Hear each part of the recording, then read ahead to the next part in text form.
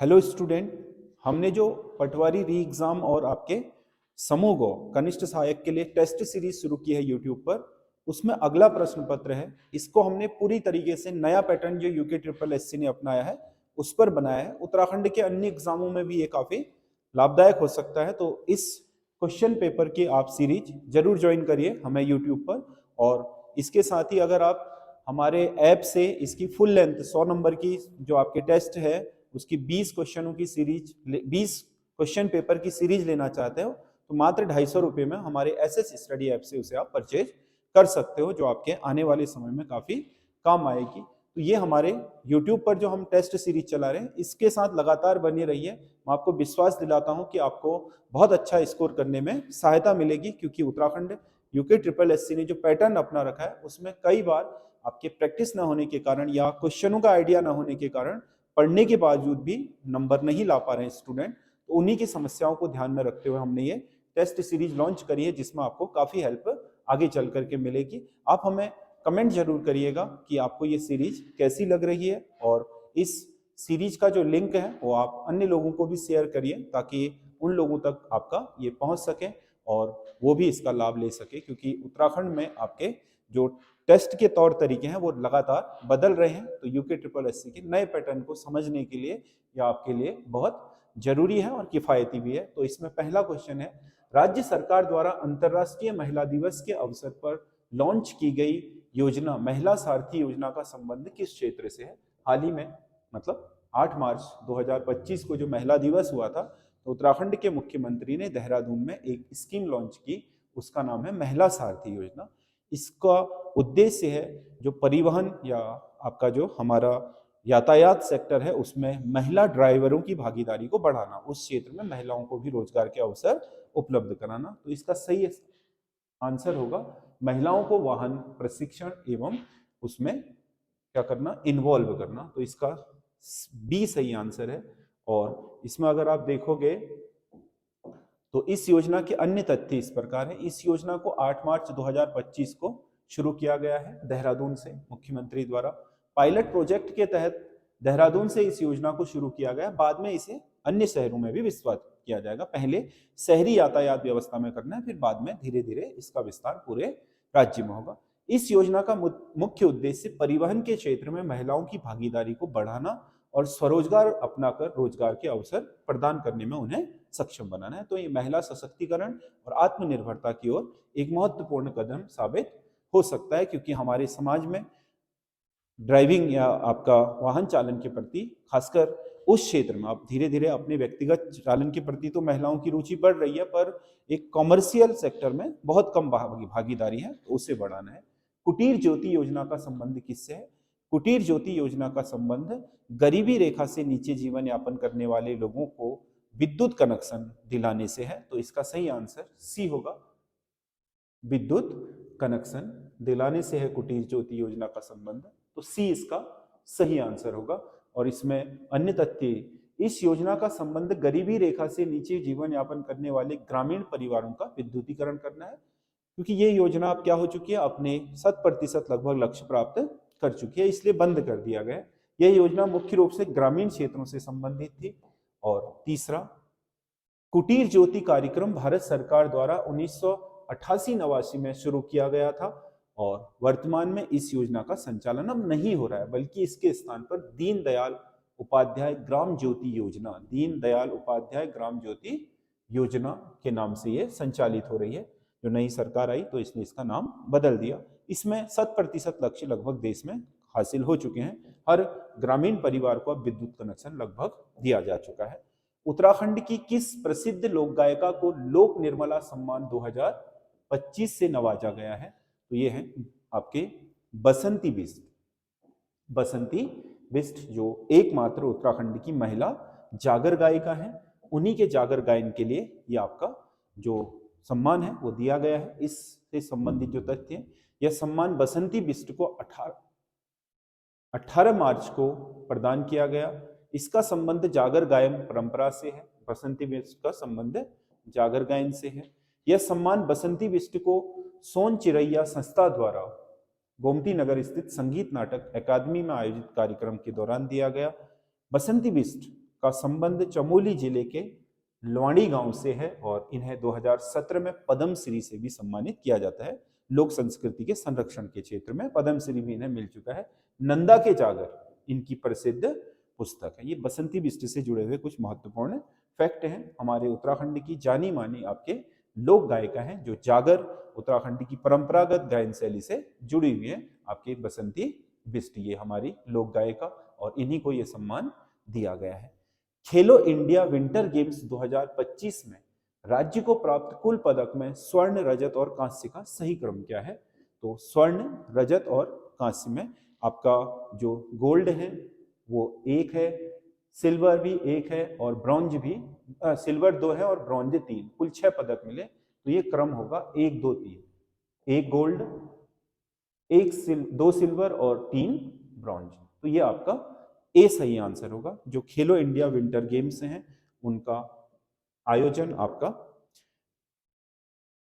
खेलो India winter games 2025 का आयोजन 5वें संस्करण के रूप में 2 चरणों में किया गया। इसका पहला चरण आपका 23 से 27 जनवरी में लेह लद्दाख में हुआ और दूसरा 9 से 12 मार्च को गुलमर्ग कश्मीर में हुआ। तो 2 चरणों में इसका आयोजन किया गया था 2025 खेलो इंडिया विंटर गेम्स का, जो आपके शीतकालीन गेम है। भारतीय सेना इस तालिका में 18 पदक जीतकर पहले स्थान पर रही, जबकि इस श्रेणी में हिमाचल दूसरे स्थान पर और 6 पदकों के साथ टोटल उत्तराखंड को इसमें 10वां स्थान मिला है। खेलो इंडिया विंटर गेम्स ये देखिए 10वें नंबर पर उत्तराखंड है। इसे 1 स्वर्ण मिला, 1 रजत मिला और 2 रजत मिले और 3 कांस्य, टोटल 6 पदक हैं। पहले नंबर पर आर्मी रही है, टोटल 18 पदक।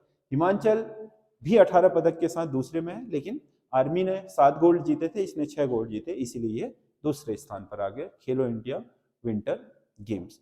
सूची 1 को सूची 2 से सुमेलित कर कूट की सहायता से सही विकल्प का चयन कीजिए। तो इसमें सूची 1 में उत्तराखंड साहित्य दिवस है। उत्तराखंड साहित्य दिवस कब मनाया जाता है? उत्तराखंड साहित्य दिवस 19 सितंबर को मनाया जाता है। उत्तराखंड जागर संरक्षण दिवस 17 सितंबर को। उत्तराखंड गौरव दिवस 10 सितंबर को। बुग्याल संरक्षण दिवस 2 सितंबर को। तो इसमें होगा ए का 4, बी का 3, सी का 2 और डी का 1। तो इसका डी सही आंसर होगा। इसको सही सुमेलित करें तो अगर हम इसमें देखें तो ये जो आपका इनके विषय में कुछ तथ्य हैं। उत्तराखंड साहित्य दिवस हरीश भट्ट के जन्म दिवस के उपलक्ष्य पर मनाया जाता है। ये उत्तराखंड के जाने माने साहित्यकार रहे हैं। उत्तराखंड जागर संरक्षण दिवस प्रीतम भरतवाण के जन्मदिन पर मनाया जाता है। प्रीतम भरतवाण उत्तराखंड के जाने माने जागर गायक और लोक संस्कृति के बहुत बड़े आपके नाम हैं। 10 सितंबर 1987 को गोविंद बल्लभ पंत का जन्मदिन हुआ था। तो गोविंद बल्लभ पंत की जो पुण्यतिथि है उसे उत्तराखंड गौरव दिवस के रूप में मनाया जाता है। और बुग्यालों के संरक्षण के लिए पद्मश्री कल्याण सिंह रावत ने कहा है कि बुग्याल देवताओं के आंगन है और इनका संरक्षण एक पवित्र कार्य है, इसीलिए इनके लिए 2 सितंबर को प्रतिवर्ष बुग्याल संरक्षण दिवस मनाया जा रहा है। निम्नलिखित में से कौन सा एक अपने कार्य क्षेत्र से सही सुमेलित नहीं है?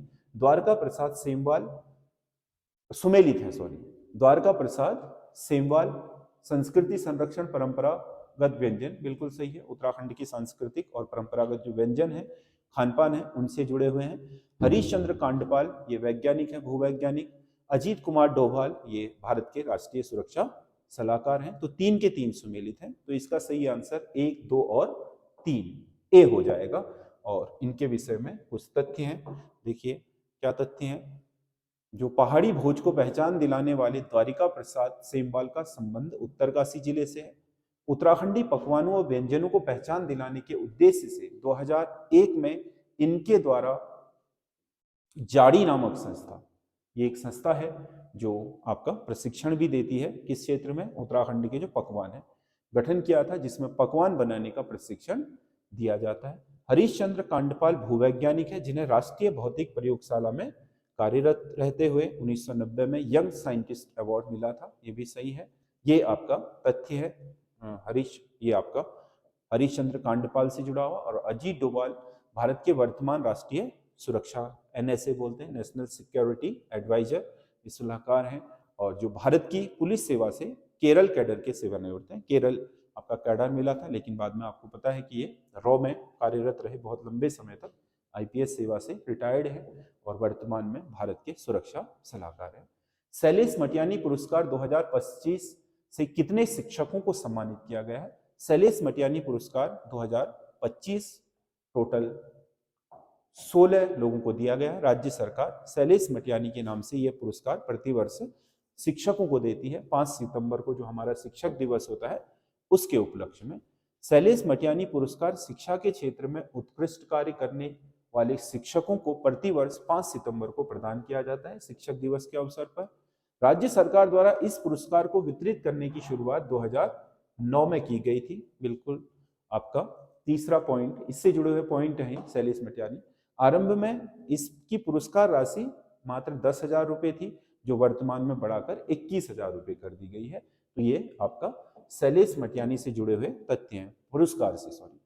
लाखों उडियार से मिले शैल चित्रों की तुलना भारत के किस पुरातात्विक स्थल चित्रों से की जाती है? जो लाखों उडियार है उत्तराखंड में, उनकी तुलना आपके प्राचीन जो हमारे पाषाणकालीन भीमबेटका की गुफाएं हैं, भीमबेटका आपको पता है आपके भारत की सबसे प्राचीन पाषाणकालीन गुफाएं हैं जो मध्य प्रदेश में है, भीमबेटका नामक स्थान पर, उनसे तुलना की जाती है लाखों उडियार की। तो इसमें बी सही होगा। अब देखो लाखों के संबंध में कुछ महत्वपूर्ण फैक्ट भी दे रखे हैं, तो ये क्या क्या है?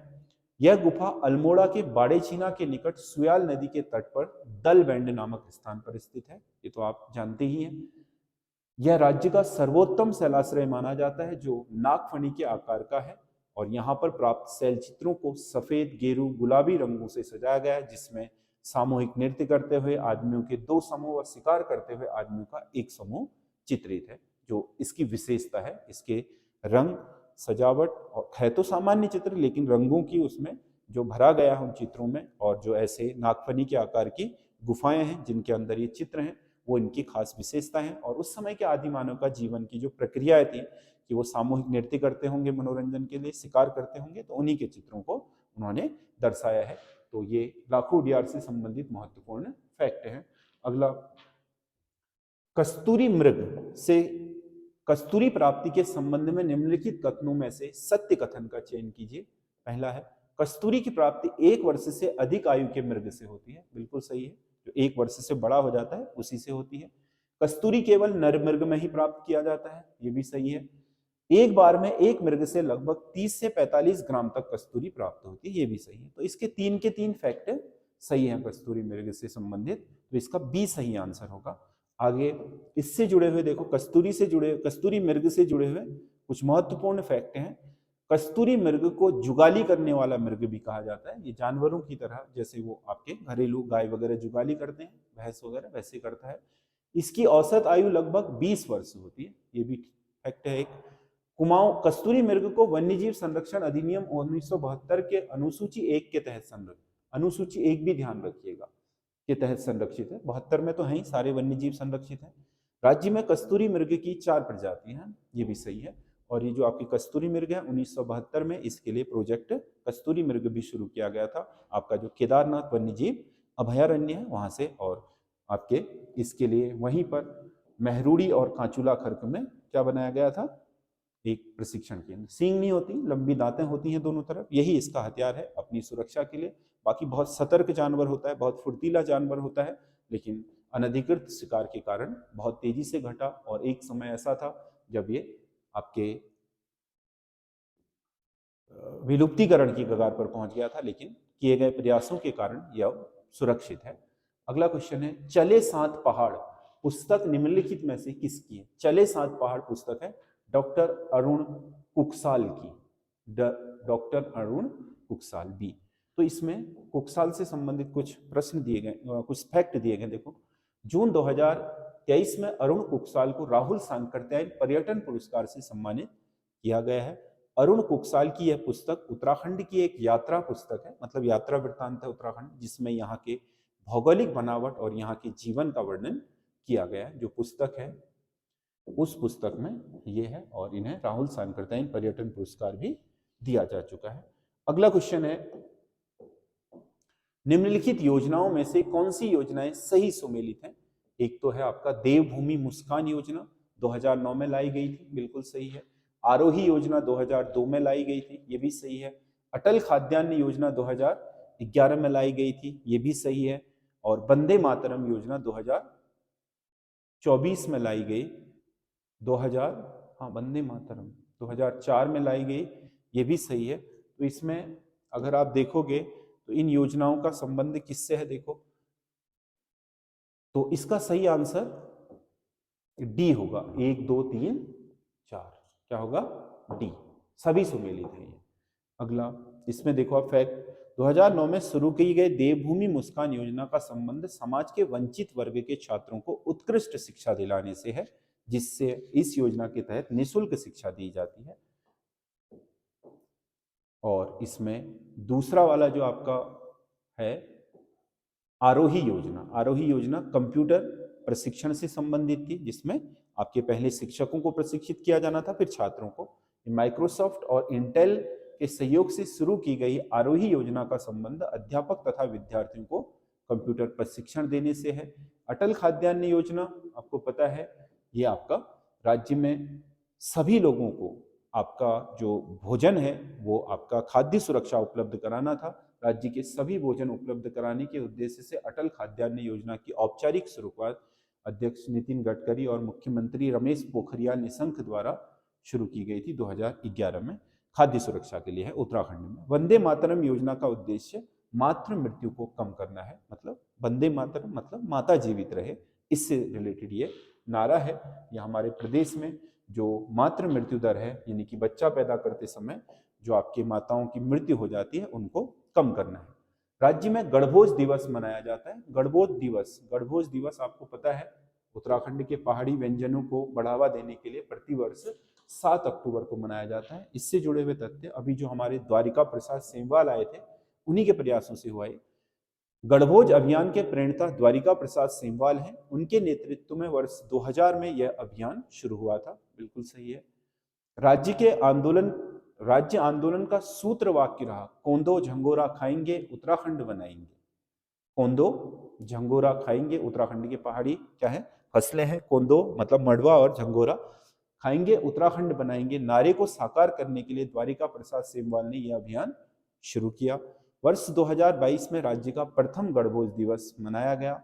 इस दिवस को मनाने का मुख्य उद्देश्य राज्य के पारंपरिक पहाड़ी व्यंजनों को विश्व स्तर पर पहचान दिलाना है। ये महत्वपूर्ण फैक्ट हैं गणभोज दिवस से जुड़े हुए।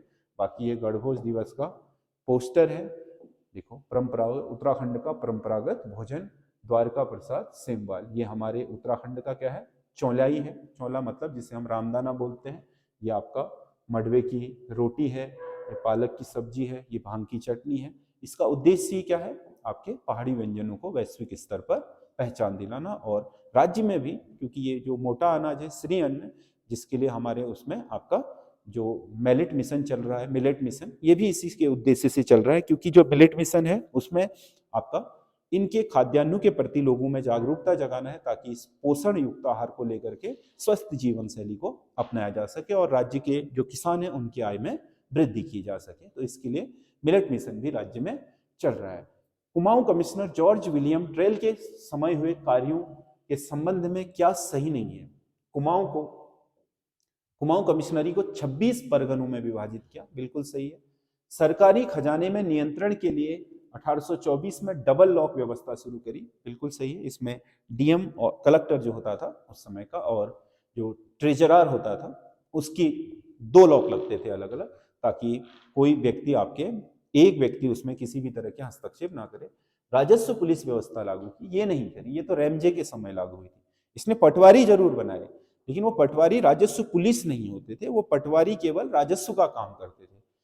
पटवारियों को जब पुलिसिंग का काम भी दिया गया तब वो राजस्व पुलिस बनी, वो 1874 में आपके हेनरी रैमजे के समय बनी थी। तो इसका सी सही आंसर होगा।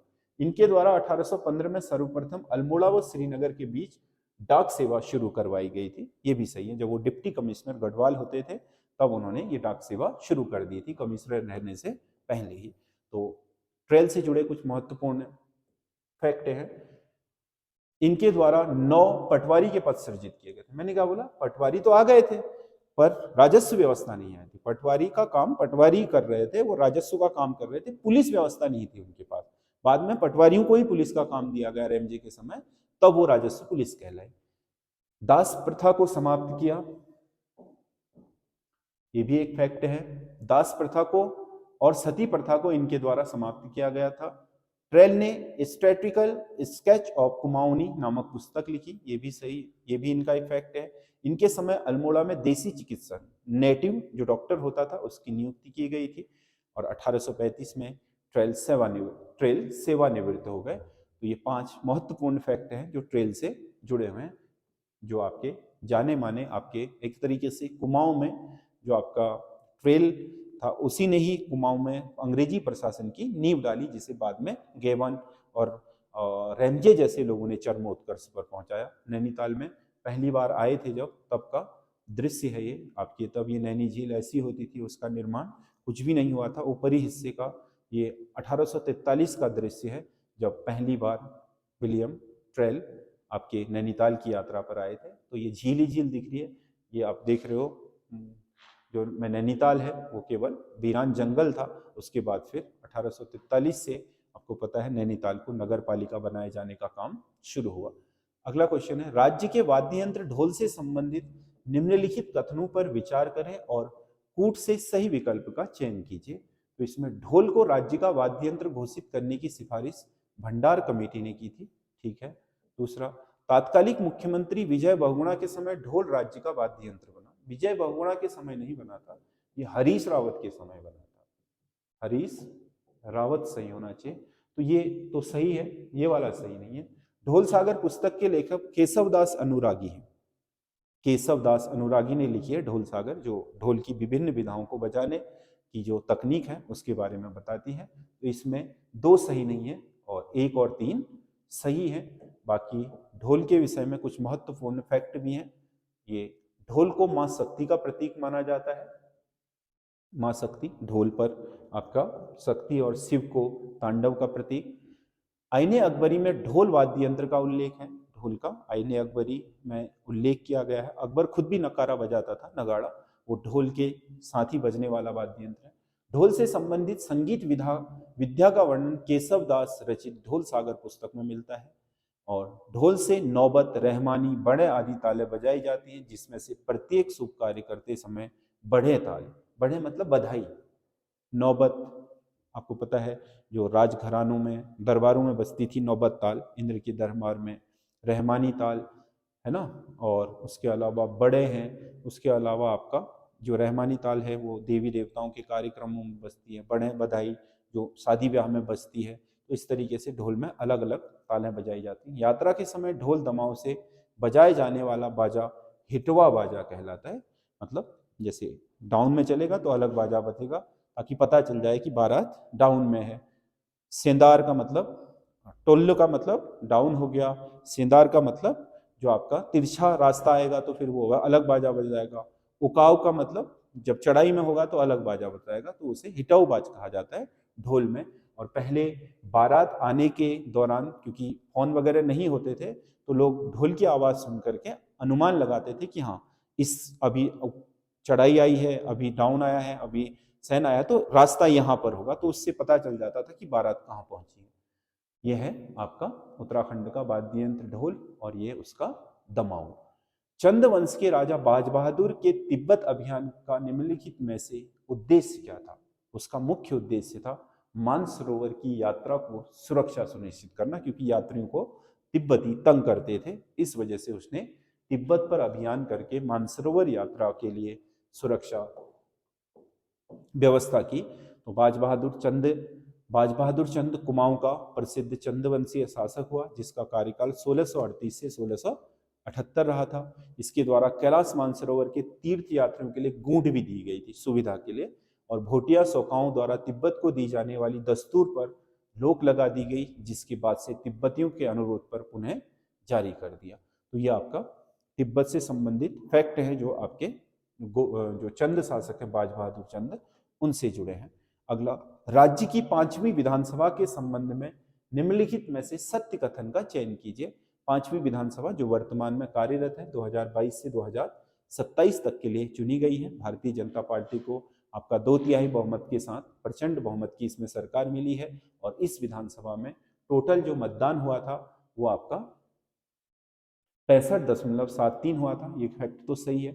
इस विधानसभा के लिए सर्वाधिक मतदान हरिद्वार जिले में हुआ प्रतिशत के हिसाब से, ठीक है। सबसे कम मतदान चंपावत, सबसे कम मतदान प्रतिशत चंपावत का नहीं था बल्कि अल्मोड़ा का था। अल्मोड़ा में मतदान का प्रतिशत सबसे लो रहा पूरे 13 जिलों में, तो ये आपका सही नहीं है ये वाला फैक्ट, ये वाला सही है, तो केवल एक सही है, इसमें से दो सही नहीं है। अगला ये आपका इस विधानसभा के जुड़े हुए कुछ महत्वपूर्ण फैक्ट हैं जो वर्तमान विधानसभा कार्यरत है। इस विधानसभा में राज्य की पहला महिला विधानसभा अध्यक्ष के रूप में रितु खंडूरी को नियुक्त किया गया है, नियुक्त किया, चुनी गई है, वो नियुक्त नहीं होता विधानसभा अध्यक्ष, उसमें विधानसभा के लोग ही चुनते हैं। पहली बार 5वीं विधानसभा में 8 महिला प्रत्याशियों को विजय मिली है, इससे पहले 6-6 भी हुई थी, 4-4 तो है ही है, मतलब आपका 8 पहली बार महिला प्रत्याशी जीत करके आई हैं, मतलब लगभग 10% पार हो गया उत्तराखंड की विधानसभा में महिलाओं की परसेंटेज इस बार।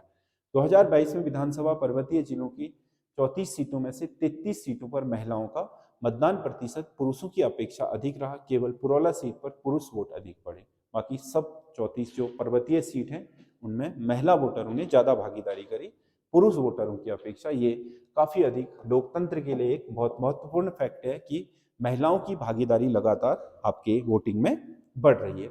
गणतंत्र दिवस 2025 में उत्तराखंड की झांकी किस विषय पर आधारित? 2025 में जो आपका उत्तराखंड की झांकी थी वो सांस्कृतिक विरासत और साहसिक खेल के टॉपिक पर थी और इसे काफी सराहना भी मिली। तो इसमें जो हमारे अब तक राज्य गठन के बाद गणतंत्र दिवस समारोह में 3 बार पुरस्कार जीता है गणतंत्र दिवस की झांकी ने। 2021 में केदारखंड झांकी ने बहुत अच्छा प्रदर्शन किया था और इसको प्राइज मिला था, पहले नंबर पर रही थी। वर्ष 2023 में केदारखंड की झांकी को इसमें तीसरा स्थान मिला था, 23 में पहला स्थान मिला। 2025 में जो हमारी झांकी गई साहसिक खेल पर्यटन वाली, ये पीपल्स चॉइस अवार्ड से तीसरे स्थान पर रही। तो ये फैक्ट है इससे जुड़े हुए।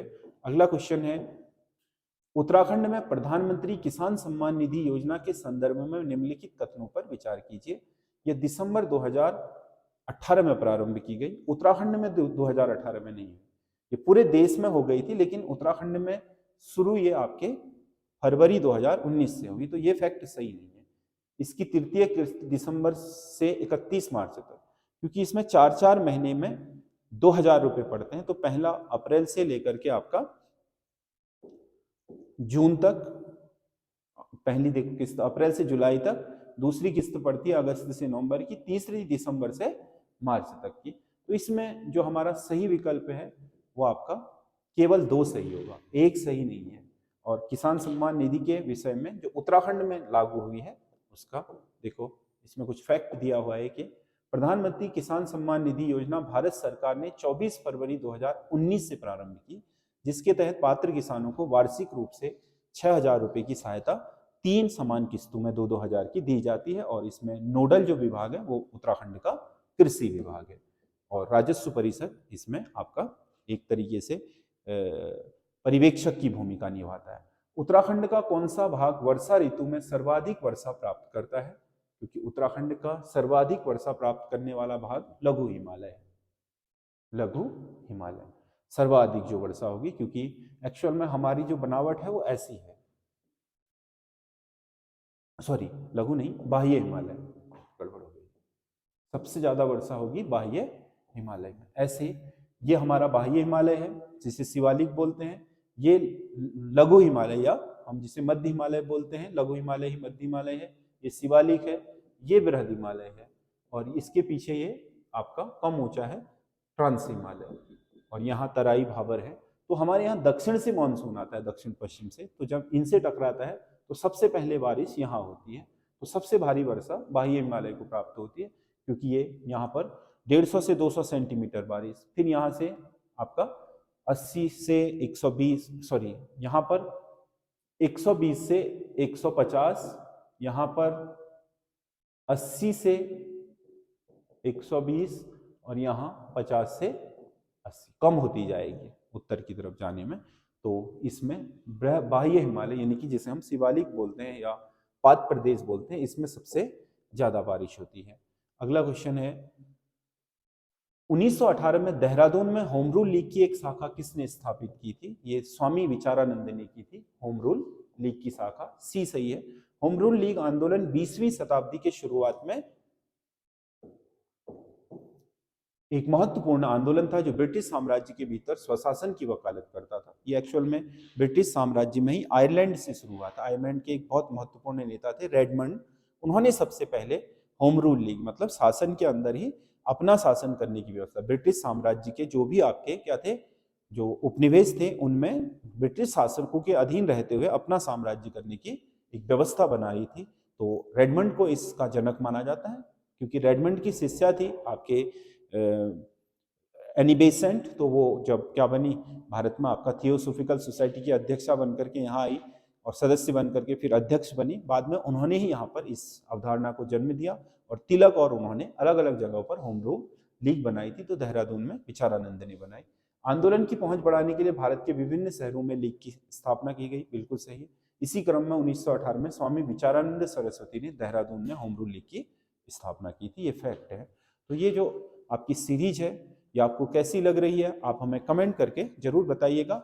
नए पैटर्न पर आपके क्वेश्चनों को आप इसी तरीके से सॉल्व करना सीखिए और आगे आने वाले जो पेपर हैं उनमें आपको इससे बहुत हेल्प मिलेगी। बाकी अगर आप हमारा लाइव आपका क्लास ज्वाइन करना चाहते हो तो हमारे ऐप एसएस स्टडी ऐप पर जाकर के हमारी लाइव क्लासेस भी ज्वाइन कर सकते हैं और पर मंथ फीस है उसमें। और उसके अलावा हमारी टेस्ट सीरीज जो पटवारी यानी कि कंबाइंड जो एग्जाम के लिए जा रही है, संयुक्त स्नातक स्तरीय के लिए, वो भी आप परचेज कर सकते हैं। अभी वो पड़ी हुई है, मात्र 250 रुपये की है। और उसके अलावा जो कनिष्ठ सहायक है उसके लिए हम 1-1.5 महीने बाद पूरी एक सीरीज इस बार एक साथ ही डाल देंगे।